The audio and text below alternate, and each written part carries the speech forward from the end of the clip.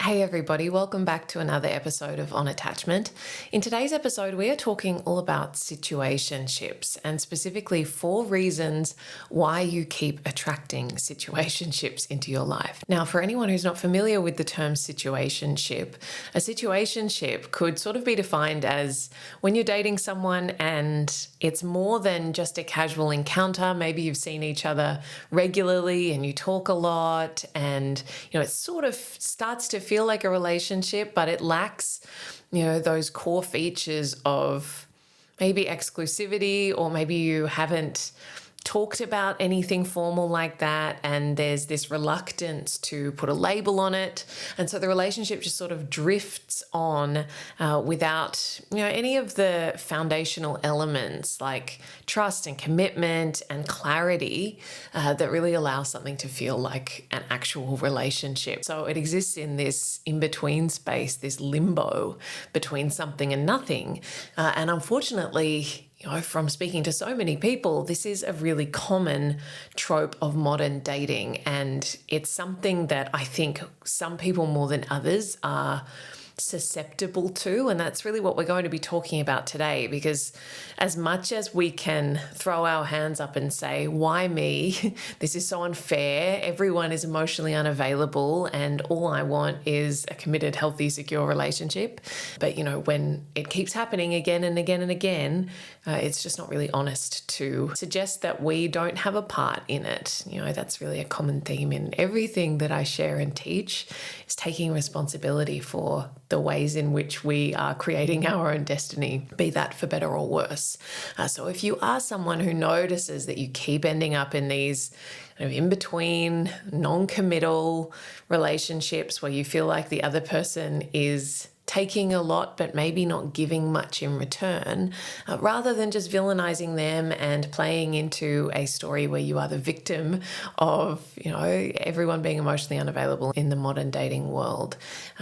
We're going to be looking today at some of the ways that you might be, unknowingly and unintentionally perpetuating those dynamics, and what you can do to shift away from those things and really deliberately only make yourself available for the kinds of connections that really appeal to you and that are taking you in the direction that you really want to be going, rather than wasting your time with things that ultimately feel like a bit of a dead end. So that's what we're going to be talking about today.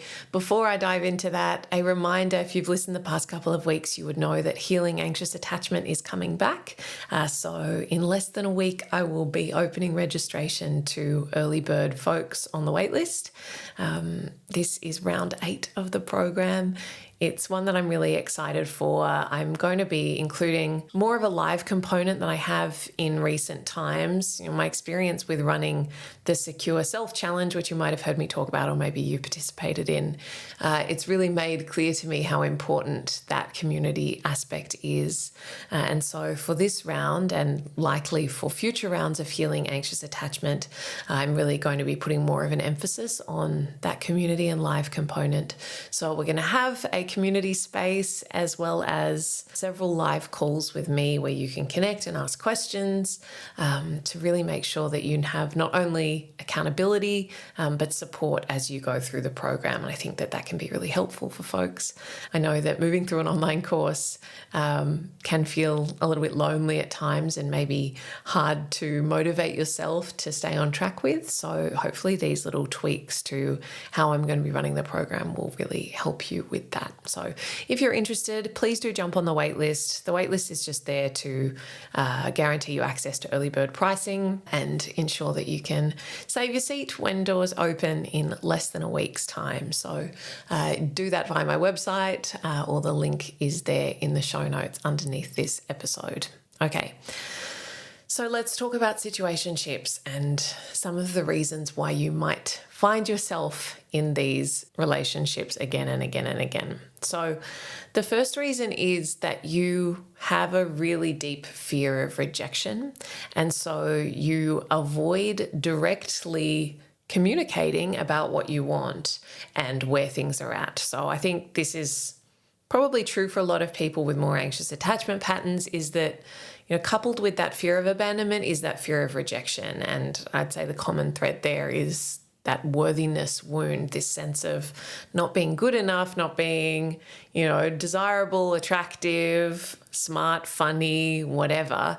We don't really see our own value. And so we really, really fear someone else confirming our perception of ourselves, which to me is really what lies at the heart of a fear of rejection is, I already reject myself so deeply. And so if you don't want me, then that acts as confirmation of all of my greatest fears that I am, not worthy of being wanted or chosen by anyone.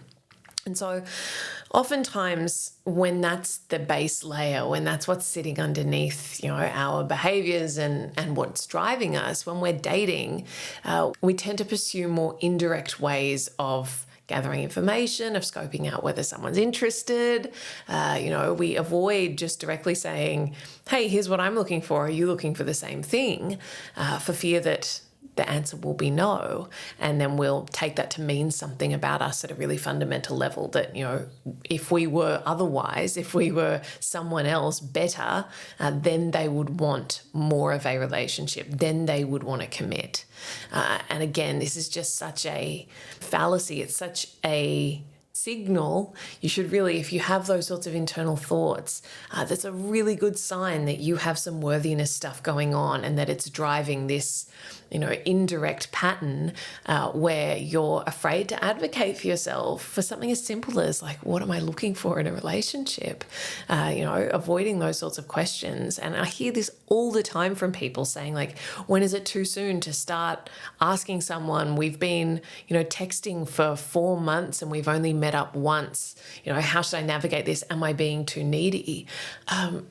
It's really important to understand that your reluctance to just come out and say, here's what I'm available for, here's what I'm not available for, that is where your dysfunction meets theirs. So you're like, yes, this person might be quote unquote emotionally unavailable. They might be taking advantage of the situation. They might be, only available to sleep with you, but not to actually spend time with you or get to know you or other things like that. But you're participating in it and you're tiptoeing around them because you don't want to be rejected. You don't want to lose the connection, and that lack of directness, that fear of actually just saying, here's what I want, and being really comfortable with the fact that they might want something else and that doesn't mean anything about you. You might be disappointed if they want something other than what you want. That might be a shame, but it doesn't mean that, no one's ever going to want you or want the same thing as you. So really look at that, go, am I tiptoeing? Am I avoiding a conversation for fear of what that might uncover? And just remind yourself that, if they don't want the same thing as you, that's going to become apparent sooner or later.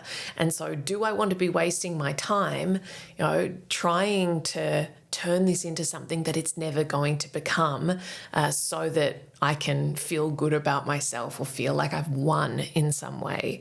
I think that that's a very easy path to go down when we struggle with self-worth, but it is not going to lead you to the kind of relationship that you want. It's likely going to lead you round and round in circles of frustration and overwhelm and confusion and doubt, and that's not what we want our relationships to be characterized by.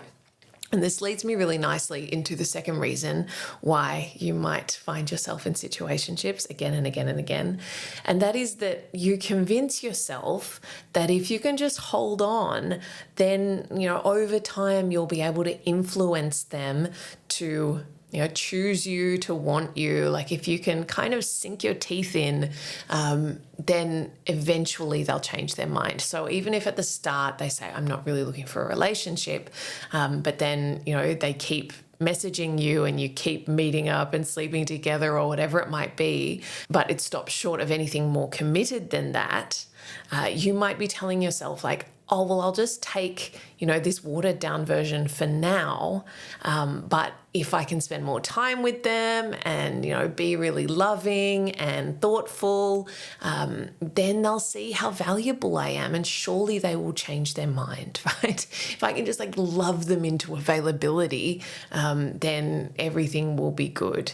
Again, I think we can really fall into this trap when we have not only the unworthiness thing, but when we have that like rescuer streak in us, we tell ourselves that we are going to be the one to change them, to save them.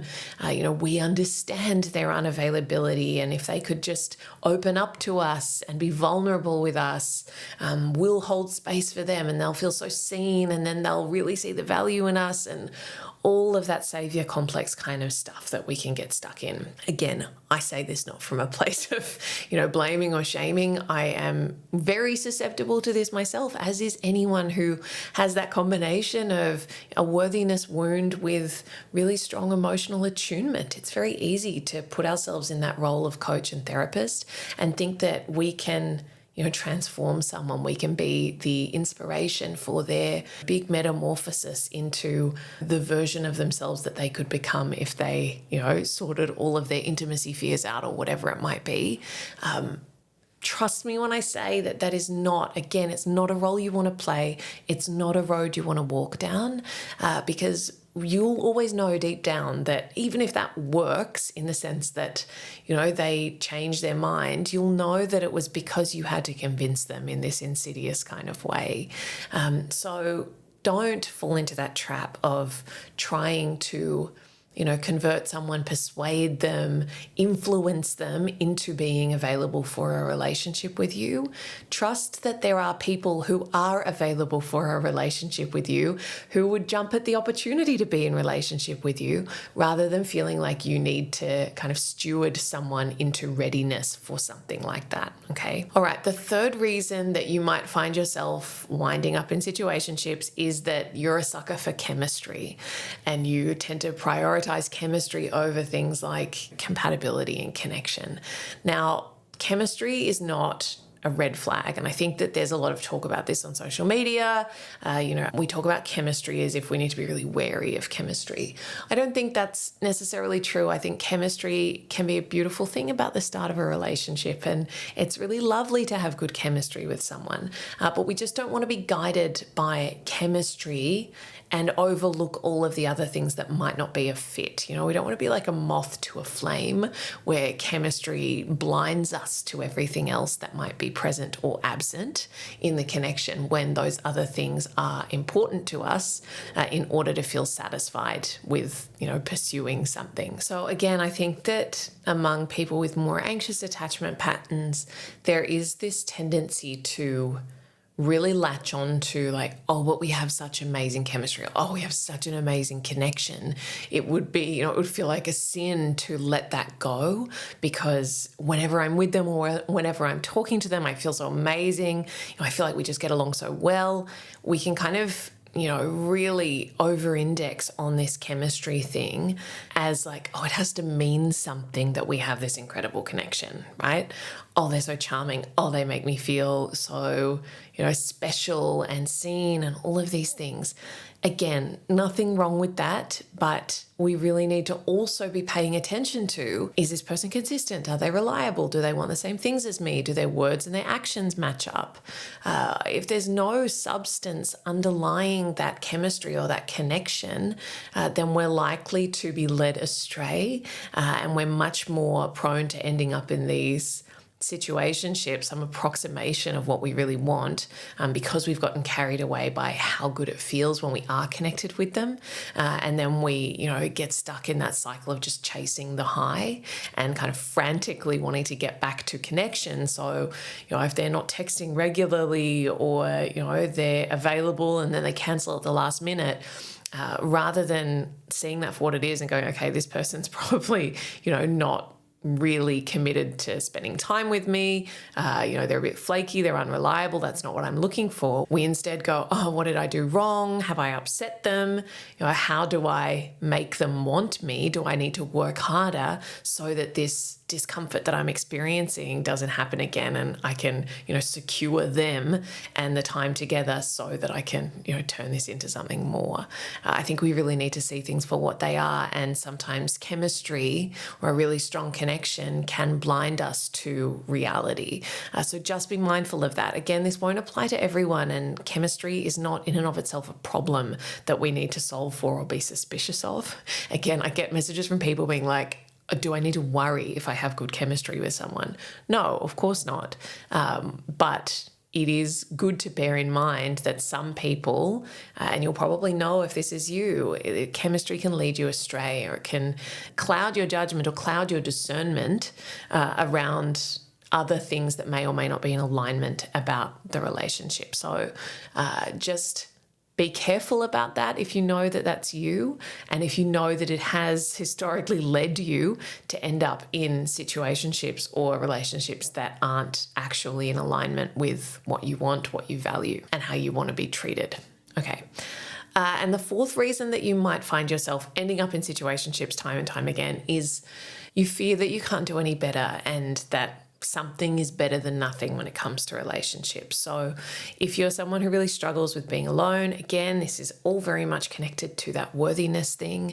If you think that just having some connection, even if it's really not in alignment, if it's not what you want, but maybe you don't think you can do any better, maybe you really struggle with being alone, maybe you've had a string of, so-called failed relationships, not that I would use that term, but I know a lot of people use it about themselves.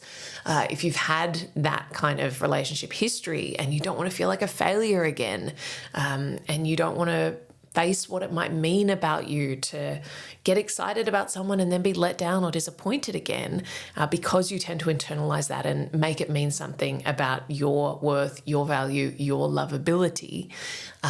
In those circumstances, you might just hold on and, stay connected because the alternative feels too painful, too scary, too overwhelming, too uncomfortable to bear.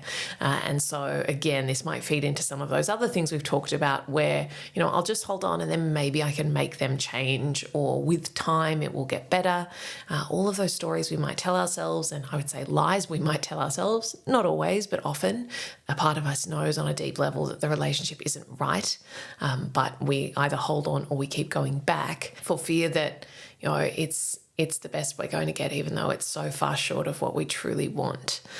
So you might find yourself holding on or accepting much less than what you want, or something very different to what you want, because you don't want to be alone. Or even if it's not about being alone, I hear a lot of people say, I'm actually okay with being by myself. It's not that I struggle to spend time alone, but it's what we make it mean when a relationship ends and we have to let go of the fantasy that we had about what it could become, and how wonderful it could be. I think that's where it really stings. That's where it really hurts and kind of gets at our self-worth. And all of those voices in our head can get really, really loud, where we worry that it's always going to be this way and we're always going to be stuck in this cycle. The great irony of that is that the fear of always being stuck in the cycle is actually what keeps us in the cycle, because we hold on then and we accept less than what we deserve. So it can be a really vicious downward spiral if we allow it to be. So a really important thing is to go, I'm not going to continue to participate on these terms. I'm not going to make myself available for something that falls so short of my standards, my hopes, my desires for the kind of relationship that I want in my life. And you really have to trust that more is available to you if you're going to make that call. Because of course, if we really do believe that nothing better is out there for us, then why wouldn't we accept so much less, right? So that is a big mindset piece, big, self-belief piece that we do need to address at the outset, if we do want to really up-level in terms of the quality and caliber of connection that we are attracting and pursuing in our lives, in our dating. Okay, so I hope that was helpful, insightful. Maybe you saw some of yourself in those patterns. And, again, as always, this is not intended to make you feel bad about yourself. Quite the contrary, it's intended to empower you to, take responsibility, to understand yourself, always with compassion. Recognizing that much of this comes from some pretty deep wounds that so many of us carry. So it's not something that you need to beat yourself up about, nor is it something that you need to feel, condemned to a lifetime of being stuck in that pattern. All of this stuff is able to be unlearned, and we can, learn more effective and more aligned strategies for creating the life and, the relationships that we want. And that's really what we're doing here. So sending you lots of love. If today's episode resonated with you, I'd be so grateful if you could leave a review or a rating, and, definitely consider jumping on the wait list for Healing Anxious Attachment, because everything that we've talked about today is very much in keeping of what we dive deep into over 8 weeks in that program. So I would love to see as many of you there as possible. Otherwise, thank you so much for joining me, and I will see you again next week. Thanks, guys.